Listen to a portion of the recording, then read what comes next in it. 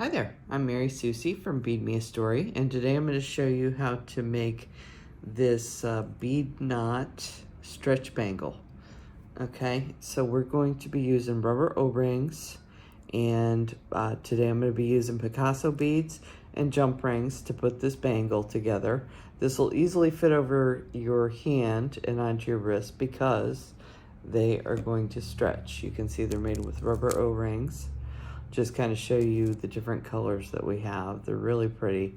So these are great worn separately or worn coordinated with other bracelets, or wear a whole stack of bangles together and they're gonna look just great. So without further ado, let's go ahead and get started. Okay, so to start this project, the first thing we're gonna do is take our little needle. Now yours will look a little bit better than this one does, and let me get one that's a little bit fresher. And basically all we're going to do is take one of the rubber O-rings and we're going to put it onto this little piece of bead wire. It becomes our needle. Okay, and then we'll pick up a bead, pass both ends of the wire through the bead. Okay, and then we're going to go ahead and we'll hold on to the bead. And then I'm going to take my pliers and I'm going to pull with my thumb on the bead. See, I'm squeezing this between these fingers and I'm using the pliers to pull on the wire. Makes it a little bit easier with the pliers, but you see it's going to eat away at the wire as you go along and do more and more of these. So let me do one more of these. Okay. We'll pick up our bead. Put it on. I'm going to pull with these two fingers on my left hand, and in my right hand I'm going to grab my pliers and pull. Okay, so we want to do, I did about 24 of these for our bracelet. Okay, so there'll be 2 in each row that we're going to need. And then the next thing we're going to do is I like to take all of these pairs, and we're going to leave the jump rings open for this project when we first start loading these. So I'm going to pick up 2 of these. So you can see I'm leaving one side free and I'm just passing through the rubber O-ring on one side of these components that we just made with the beads. Okay. So I'm going to take that, set it to the side. I'm going to take another one and set it to the side too.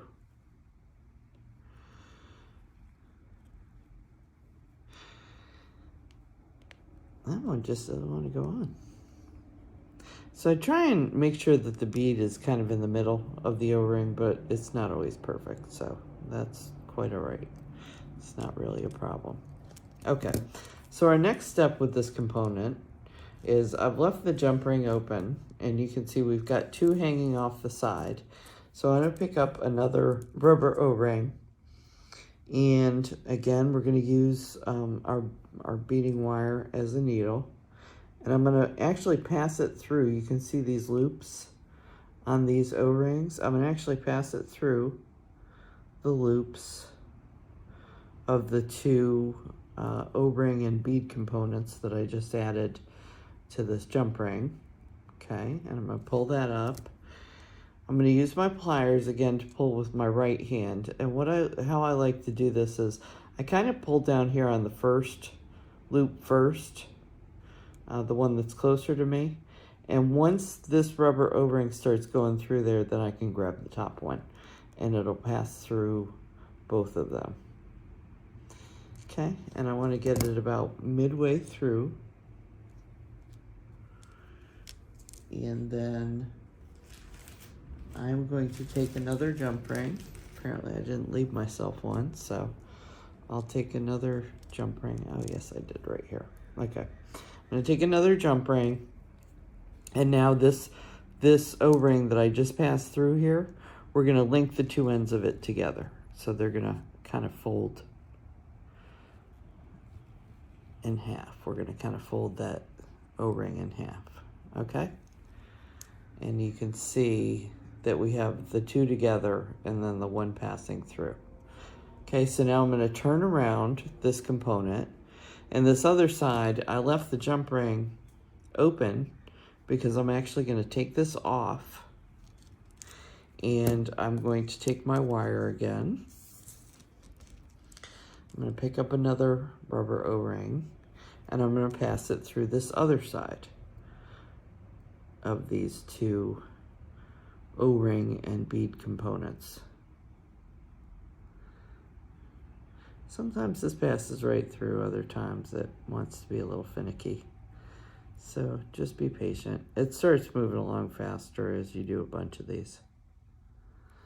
Okay? All right, so we're passing through the other side of the O-rings with beads. And again, I'm going to pull this through the same way. Remember, the one that's closer to me, I'm going to hold that one first, start letting the O-ring pass through that, and then once it gets through there, I'll grab the one that's further away from me and let it pass through there.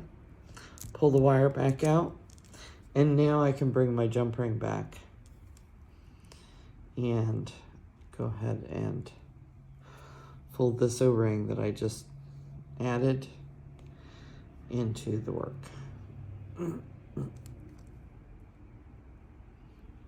Okay, and there we go. So that is one unit of work. Okay, so now I'm going to take my next unit of work. So what I actually like to do is take a bunch of these that I go ahead and open all my jump rings from the start, and I go ahead and load two of the O-ring and bead components together, and then I'll go ahead and pull a bunch of these rubber O-rings through the first side of them. Okay, so you can see right here that I've already pulled the next O-ring through this pair, and then I'm going to go ahead and take a jump ring and set it to the side, but I'm not going to use that yet. Actually, I won't need that at all. And what I'm going to do is take this component. This is our working component. This is the one we finished. So you can see we finished it on one side. We finished it on the other side. And then I'm going to pass through this O-ring that needs to be folded over. Okay. I'm going to pull this on here. I will go ahead and close my jump ring. I think this is the first jump ring we've even closed in this project. It doesn't use a lot of jump rings, so. And we wait till we're absolutely finished with a connection in order to close our jump rings. Okay, so you can see that these both have, this has an O-ring passing through and this has an O-ring passing through. Okay, so now these don't have one passing through yet, so I'm going to pull this jump ring out, and I'm going to once again pick up my bead wire needle. I'm going to go ahead and pass through here, okay?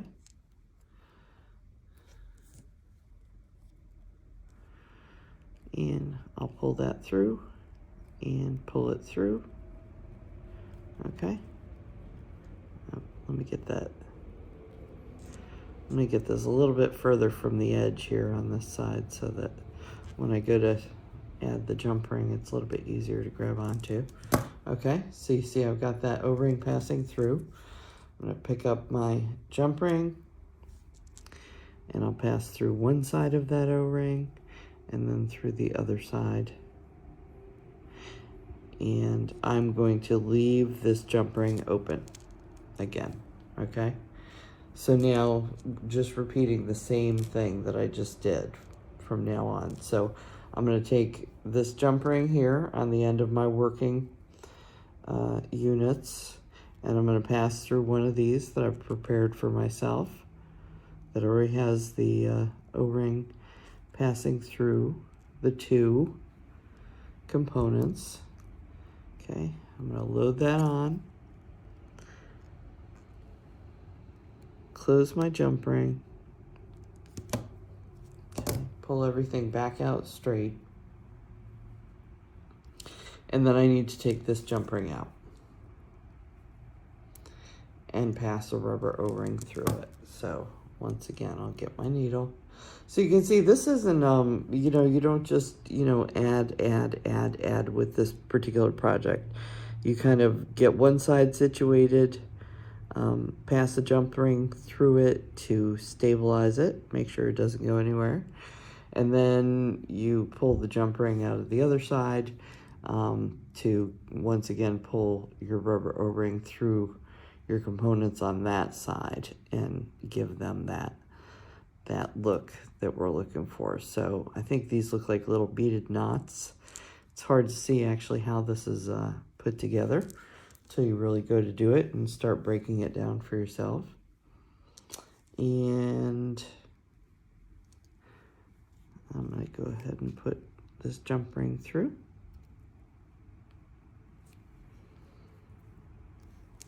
Okay. All right, so you can see this has got 3 units now. And then of course, when I bring in my next unit, you can see I've passed the O-ring through. So we're going to connect to this jump ring.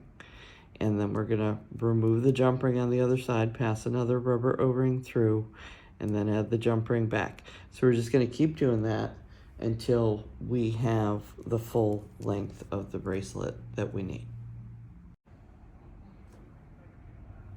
Okay, so as you can see, I've finished up the length of this. And I'm just going to kind of go back and check and make sure that I have the double O-ring that I need in each one of these. And so far, everything looks good. And I'll just show you that this is the very last piece. And you can see I've slid this rubber O-ring through here. And at the very beginning, if you remember when we did our first piece, we did both sides of it.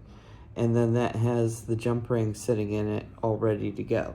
So all we need to do at this point is just take this jump ring and we're going to pass it through the final O-ring. Make sure everything is straight, that nothing is twisted. We'll pass through here and then we're going to go ahead and close the final jump ring.